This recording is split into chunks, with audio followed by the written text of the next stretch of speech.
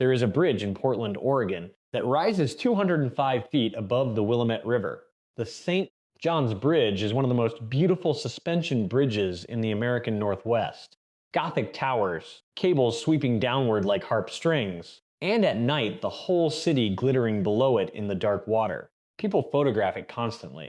It finds its way into wedding shoots and travel blogs and civic pride posts. Portland loves its bridges. On the morning of May 2nd, 2025, a 17-year-old girl named Charlotte Fosgate stood on that bridge and took a photograph.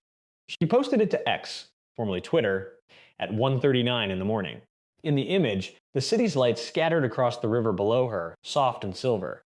Her caption reads simply, "It's a pretty view." A few minutes later, she posted again. Just 3 words this time. "Long way down." Those words would be seen by more than 3.7 million people in the days that followed. And the response that flooded back, from strangers, from the public, from the internet in all its vastness, would tell you almost everything you need to know about the crisis facing LGBTQ+ young people in America today.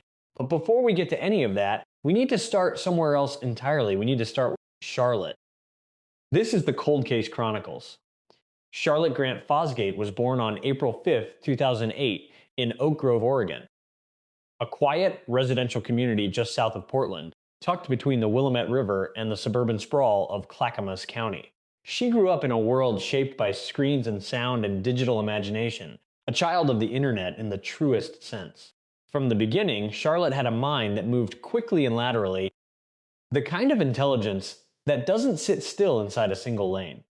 She was diagnosed with autism spectrum disorder, and like many autistic young people, she channeled her focus with remarkable intensity into the things she loved. And what Charlotte loved, more than almost anything else, was making things. She made music. Chiptune-style compositions, the bright, pixelated sound of old video games repurposed into something new. She made art, filling pages with drawings that blended nature and whimsy, animals and color. She made games and game modifications, complex, technical pieces of creative work that required her to learn programming, design philosophy, and community collaboration all at once. She was 13 years old when she published her first game mod. By the time she was 17, she was one of the most well-regarded modders in the Sonic the Hedgehog online community, a subculture that is, in its own quiet way, a remarkable world.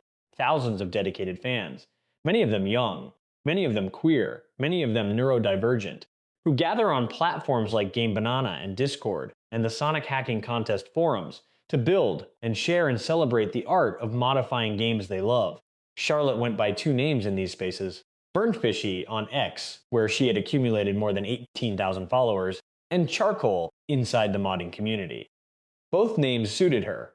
There was something warm and textured about her online presence, a realness that the people who knew her online described with the same words again and again. She was funny, she was kind, she was someone you wanted to work with. "I always saw Charcoal as an amazing friend," wrote one member of her community after her death. "We worked together many times, and every time we did, she was one of my favorite people to work with." Among her most celebrated work were mods for Sonic Frontiers and Sonic X Shadow Generations. Modifications praised for what her community called their Polish and artistic charm.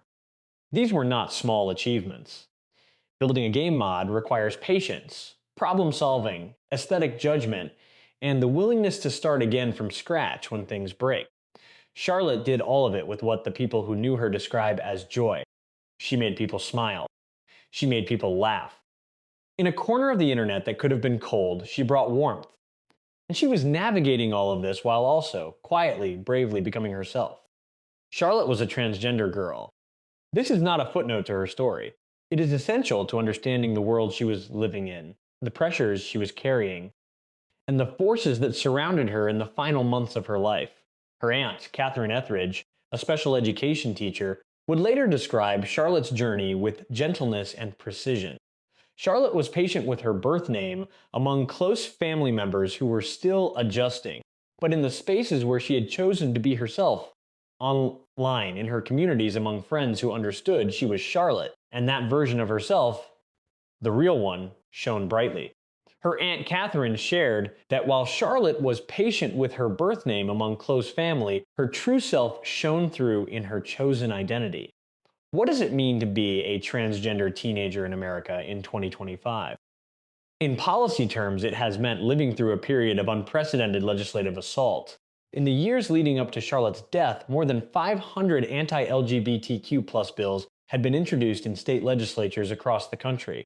Bathroom bans, healthcare restrictions, prohibitions on mentioning gender identity in schools, laws that made it harder for young trans people to access affirming medical care, to be acknowledged by their teachers, to see themselves reflected in the curriculum of the public schools they were required by law to attend. According to the Trevor Project's 2025 national survey, 90% of LGBTQ young people said recent anti-LGBTQ laws, policies, and debates caused them stress or anxiety. Nearly half, 45%, of transgender and non-binary youth reported that they or their family had considered moving to a different state due to anti-LGBTQ politics and laws. Think about what that means for a moment. Nearly half of all transgender young people in this country are watching their families weigh whether to uproot their lives and leave their homes. Not because of crime, not because of economic hardship, but because of legislation specifically designed to make them feel unwelcome, unseen, or unsafe. Charlotte was living inside that reality every single day, and she was doing it while also managing significant mental health challenges. According to authorities and family accounts, Charlotte had been diagnosed with both autism spectrum disorder and serious mental health conditions. She left home on the night of May 1st without her prescribed medication. That detail matters. It matters a great deal. Mental health care in America for LGBTQ youth is not simply a matter of access to therapy or medication, though those gaps are real and serious. It is also a matter of whether a young person believes at a fundamental level that the world wants them to get better, whether there is a future they are being cared toward, or whether the political and social environment they live inside every day is quietly, persistently telling them the opposite. According to the Trevor Project's research, 50% of LGBTQ young people who said they wanted mental health care in the past year were unable to get it. LGBTQ youth who reported living in communities that accepted their identities attempted suicide at less than half the rate of those who said they lived in unaccepting communities. Less than half the rate. That is not a small difference. That is the difference that community makes. The difference that being seen and accepted can make. A difference that costs nothing, except the willingness to extend it. May 1st, 2025 was a Thursday evening. A Friday had nearly arrived. Charlotte was 17. She had her phone. She had a TriMet bus pass. The transit card used across the Portland metro area. She walked out of her family's home in Oak Grove sometime that night, and she did not come back. Her family reported her missing almost immediately. They knew she was struggling. They were afraid for her. The Clackamas County Sheriff's Office issued a missing persons bulletin on May 4th, describing Charlotte as a white female, 5'10", 130 pounds, with long brown curly hair and gold-framed glasses. The bulletin noted explicitly that there were concerns for her mental health, and a possibility that she could be a danger to herself. The community responded. Social media lit up with her photograph and her description. A Facebook page was created specifically to coordinate the search for Charlotte. Online communities who had known her as Charcoal, as Burnfishy, as their friend and collaborator, they shared the posts, sent messages, sent prayers. They searched for almost a month. The weeks that followed were filled with uncertainty, search efforts from local law enforcement, and desperate hope from family and friends who were holding on for a different outcome. But on May 10th, 9 days after Charlotte walked out of her family's home, Multnomah County Sheriff's Office deputies recovered a body from the Willamette River. It would be 3 more weeks before the formal identification was complete. 3 weeks during which her family waited, and her community waited, and the internet held a collective breath. On May 31st, 2025, the Clackamas County Sheriff's Office confirmed what many had already feared. The body recovered from the Willamette River was Charlotte Fosgate. The Multnomah County medical examiner had made the identification. Authorities reported no signs of foul play. The sheriff's office believed the cause of death to be suicide. She was 17 years old. She had been alive for 6,236 days. She had spent many of them making things: music, art, mods, friendships, moments of warmth in the small digital corners where she made her home. She had a mother named Ellie, a father named Mark, a brother named Jonas. She had grandparents who loved her, an aunt who would later stand in the wreckage of her grief and decide to fight harder for every young person like her niece, who was still here. And when news of her death spread across the internet, when the posts went up and the comments sections opened, what came back was not only grief. What came back in enormous and sickening volume was cruelty. In the weeks between Charlotte's disappearance and the official confirmation of her death, something deeply revealing happened online. It did not happen quietly, and it did not happen only to Charlotte. When a missing persons bulletin goes out for a white teenage girl in an American suburb, the response is usually, in the language of internet culture, signal boosting. Shares, reposts, digital search parties, candle flame profile pictures. The public tends to show up for missing white girls, sometimes generously, sometimes performatively, but it shows up. And that happened for Charlotte too. Her image circulated. Her description was shared thousands of times. Communities who loved her, the Sonic modding world, LGBTQ+ networks, Portland area Facebook groups, organized themselves around finding her and bringing her home. But Charlotte was also visibly, publicly transgender. Her social media presence made that clear. And as her story spread wider, as it crossed from niche community spaces into broader internet territory, a different reaction began to emerge alongside the grief and the searching. In the news vacuum between the missing persons report being circulated at the start of May and news of Charlotte's death being confirmed at the end of the month, internet trolls began to take an interest in the case, mocking and belittling Charlotte and those who were searching for her. The mockery intensified after her death was reported. Responses flooded in under her final post. The cruelty was explicit and organized. Others created and shared memes from the photo she took just before her death. Some overlaid her final words with sarcastic audio. TikTok videos followed. Her final tweet, the image taken on the bridge, was flooded with cruel replies and vile transphobic statements. A child took her life, and the comments are full of right-wingers mocking her death, said one user. Charlotte's aunt, Catherine Etheridge, tried to respond to the comments herself. She tried to represent her niece in the comments section, to put a human face to the person being mocked. But the cruelty was overwhelming, and then it turned toward her. I chose not to respond anymore, after someone told me that it should have been me that died instead of her, Etheridge said. Read that again.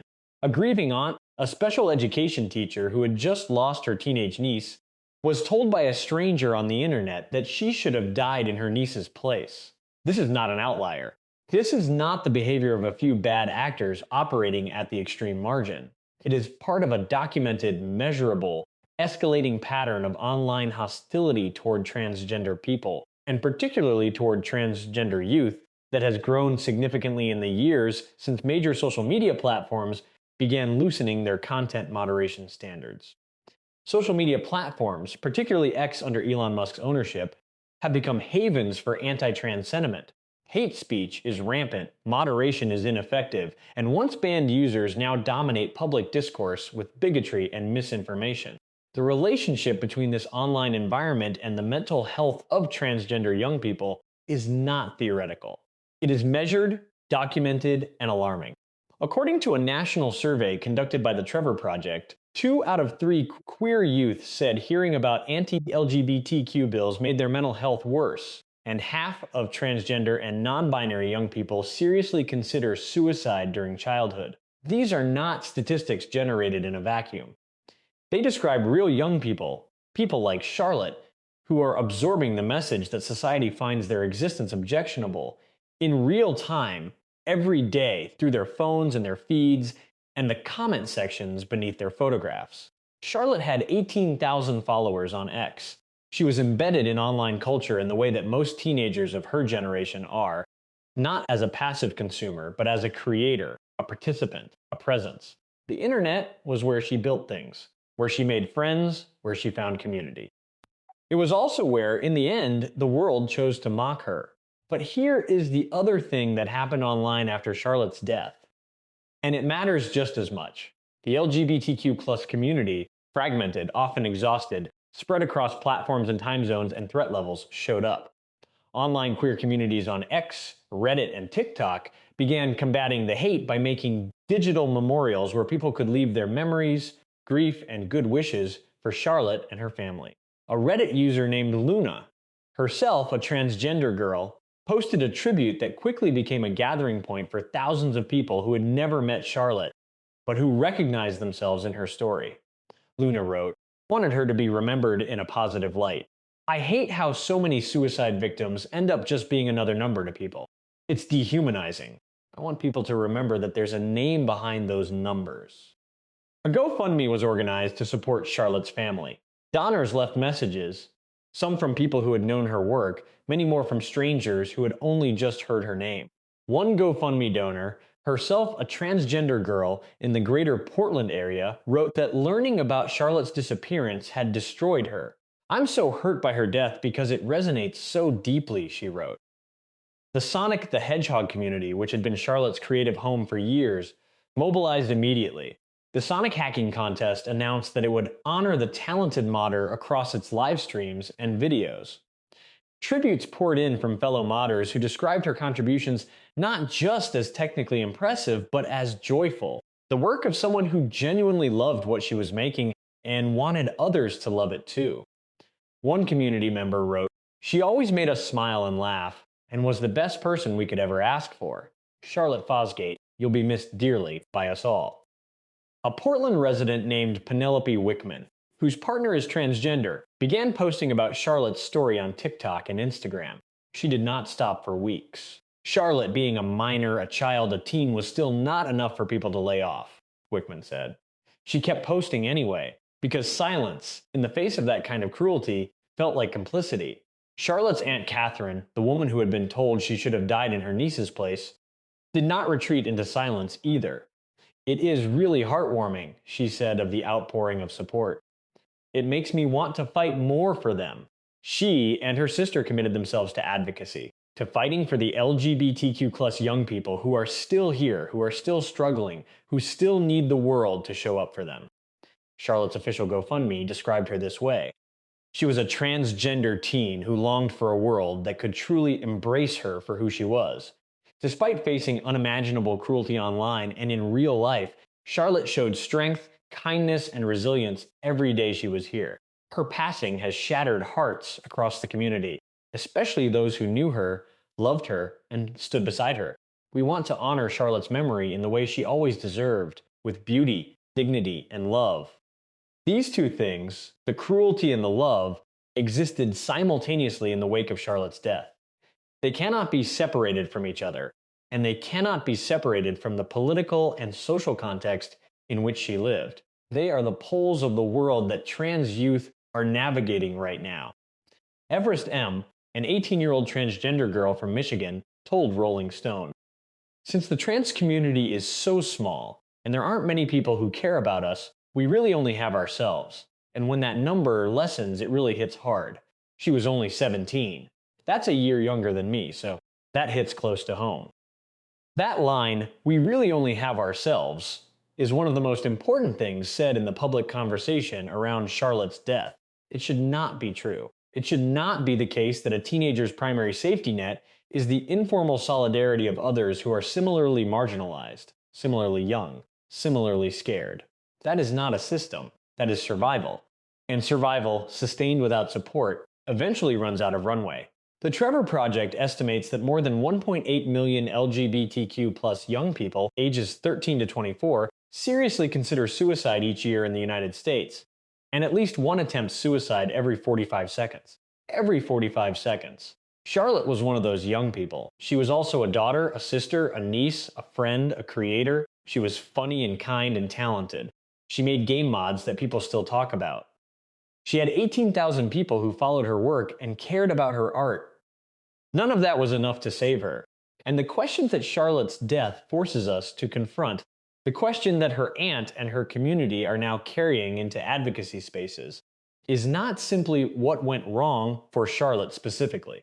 It is what is going wrong, systemically, structurally, politically, that is creating the conditions in which young people like Charlotte cannot find enough ground to stand on. When a young person dies, the conversation that follows often focuses on the individual, their pain, their history, the specific circumstances of their final days. That focus is understandable. It is human. We grieve specific people, not statistics. But Charlotte's death did not happen in isolation. It happened inside a system. And if we want her story to mean something, if we want the grief that her community is carrying to accumulate into something more durable than a news cycle, then we have to look honestly at that system. We have to understand what was already broken before Charlotte ever walked out her door. According to the Trevor Project's January 2025 study, anxiety, depression, and suicidal thoughts all rose among LGBTQ+ young people between September 2023 and March 2025. Anxiety symptoms rose from 57% to 68%. Depression symptoms increased from 48% to 54%. Suicidal thoughts rose from 41% to 47%. These numbers were already climbing before Charlotte's death. They climbed through the months when anti-LGBTQ+ legislation was making national headlines daily. They climbed while public figures used transgender people as a political wedge. They climbed while social media platforms deprioritized the moderation of anti-trans hate speech. The Trevor Project's crisis services reported a record-breaking 700% increase in volume on November 6, 2024, the day after the 2024 elections. Crisis line volume spiked again on Inauguration Day, January 20th, 2025. 700% on a single day. That is not a coincidence. That is a direct, measurable, documented connection between political events, elections, policy announcements, legislative debates, and the mental health crisis of LGBTQ+ young people. These teenagers are not abstractions in a culture war. They are specific people with specific phones, watching specific news alerts, and experiencing specific collapses of hope as the political environment signals to them, again and again, that their lives are less important than someone else's discomfort. Transgender and non-binary youth were nearly twice as likely to report anxiety, 70% versus 42%, and suicidal ideation, 53% versus 28%, compared to cisgender peers. Charlotte was transgender, autistic, and, by family accounts, already navigating serious mental health challenges. She represented the intersection of nearly every risk factor researchers have identified. She was exactly the young person that a functioning support system should have been able to reach. But the support system failed. Not in any single dramatic way, not with a clear villain or an obvious moment of negligence. It failed the way systems usually fail vulnerable people, through gaps, through underfunding, through the absence of affirming care, through a political climate that made it harder for a teenager to believe that getting better was worth the effort. Half of LGBTQ+ young people who wanted mental health care in the past year were unable to access it. That number, 50%, is not a fringe problem. It is a mainstream failure, affecting hundreds of thousands of young people at the moment they are most in need. And for transgender youth specifically, the barriers are compounded. Finding a therapist who is genuinely affirming, not merely tolerant, but actively knowledgeable about and supportive of transgender identity, is significantly harder than finding general mental health support. In states where healthcare restrictions for trans youth have been enacted, some families have had to choose between providing affirming care for their child and remaining in the community they have built their lives around. Experiences of anti-LGBTQ+ victimization, including being physically threatened or harmed, discriminated against, subjected to conversion therapy, or bullied, more than doubled the rate of suicide attempts among LGBTQ+ young people compared to those who did not report these experiences. More than doubled.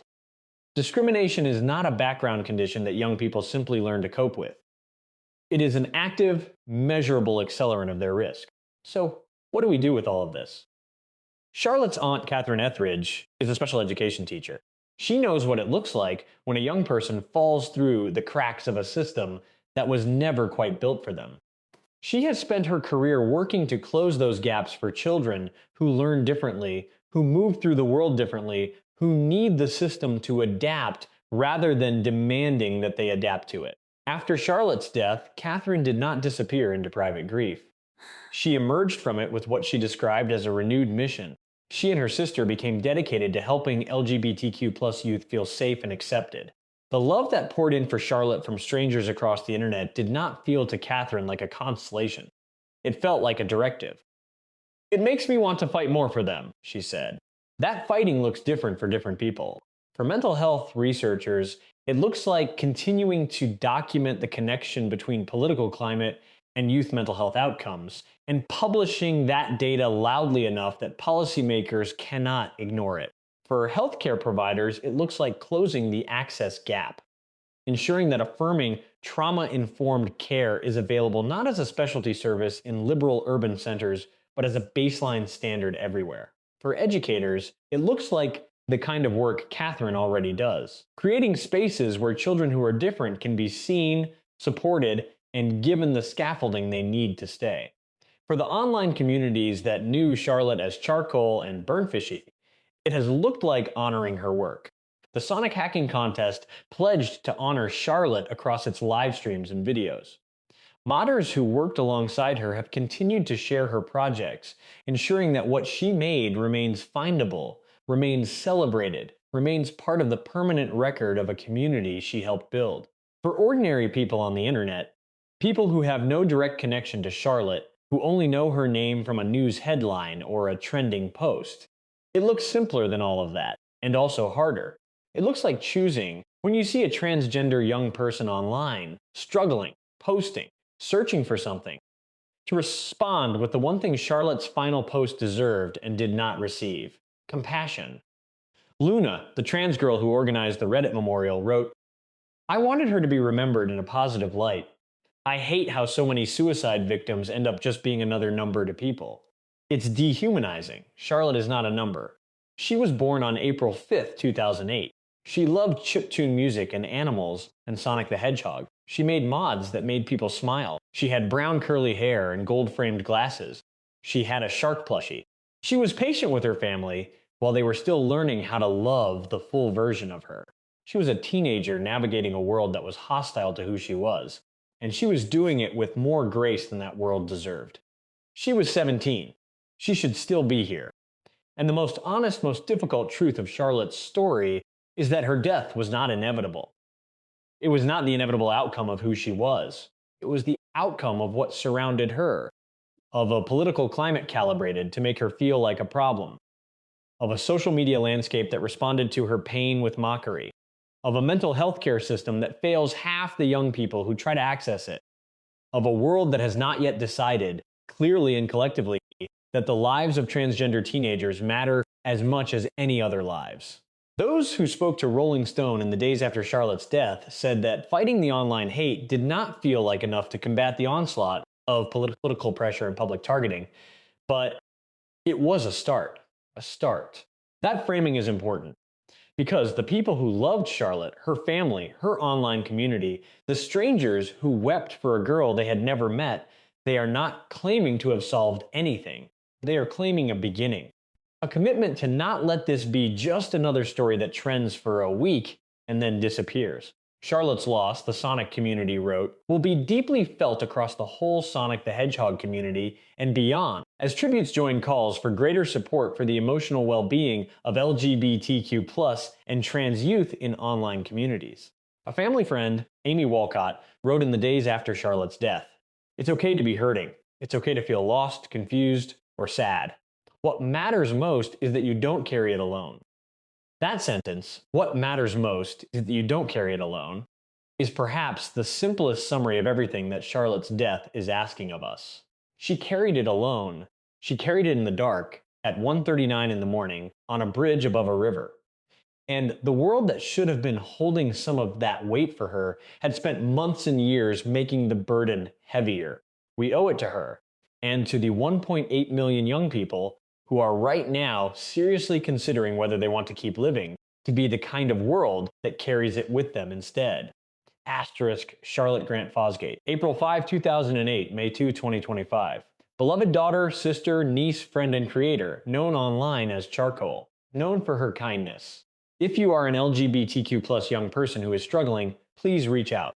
You do not have to carry this alone, asterisk 988 Suicide and Crisis Lifeline. Call or text asterisk 988 available 24/7. Asterisk the Trevor Project, LGBTQ+ youth specific. Call asterisk 1-866-488-7386 chat at Start Trevor Apps. Get Tell asterisk crisis text line. Text home to asterisk 741-741. If this documentary narrative moved you, please share it. awareness is not enough, but it is a beginning. Consider donating to the Trevor Project or your local LGBTQ youth center. And if you are in a position to advocate for affirming mental health care in your community, please do.